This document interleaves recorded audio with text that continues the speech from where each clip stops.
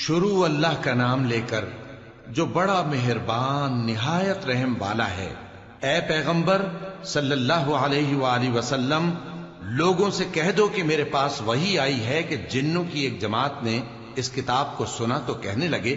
کہ ہم نے ایک عجیب قرآن سنا جو بھلائی کا رستہ بتاتا ہے، سو ہم اس پر ایمان لے آئے اور ہم اپنے پروردگار کے ساتھ کسی کو شریک نہیں بنائیں گے، اور یہ کہ ہمارے پروردگار کی شان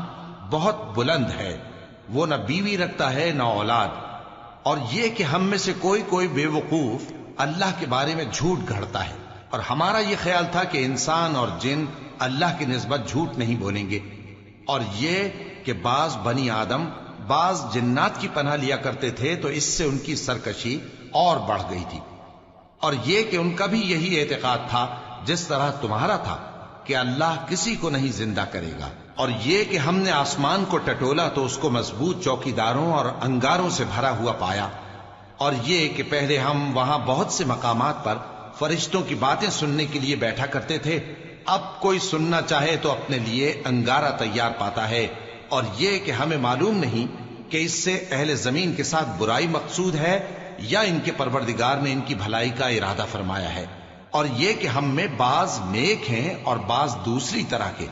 ہمارے کئی طرح کے مذہب ہیں، اور یہ کہ ہم نے سمجھ لیا ہے کہ ہم زمین میں خواہ کہیں ہوں اللہ کو ہرا نہیں سکتے اور نہ بھاگ کر اس کو تھکا سکتے ہیں، اور جب ہم نے ہدایت کی کتاب سنی اس پر ایمان لے آئے، سو جو شخص اپنے پروردگار پر ایمان لاتا ہے تو اس کو نہ نقصان کا خوف ہے نہ کسی طرح کے ظلم کا، اور یہ کہ ہم میں بعض فرما بردار ہیں اور بعض نافرمان ہیں، تو جو فرما بردار ہوئے وہ سیدھے رستے پر چلے اور جو نافرمان ہوئے وہ دوزخ کا ایندھن بنے۔ اور اے پیغمبر صلی اللہ علیہ وآلہ وسلم، یہ بھی ان سے کہہ دو کہ اگر یہ لوگ سیدھے رستے پر رہتے تو ہم ان کے پینے کو بہت سا پانی دیتے تاکہ اس سے ان کی آزمائش کریں، اور جو شخص اپنے پروردگار کی یاد سے منہ پھیرے گا وہ اس کو سخت عذاب میں داخل کرے گا، اور یہ کہ مسجدیں خاص اللہ کی ہیں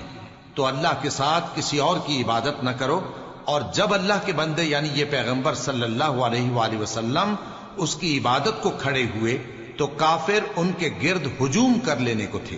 اے نبی صلی اللہ علیہ وآلہ وسلم، کہہ دو کہ میں تو اپنے پروردگار ہی کی عبادت کرتا ہوں اور کسی کو اس کا شریک نہیں بناتا،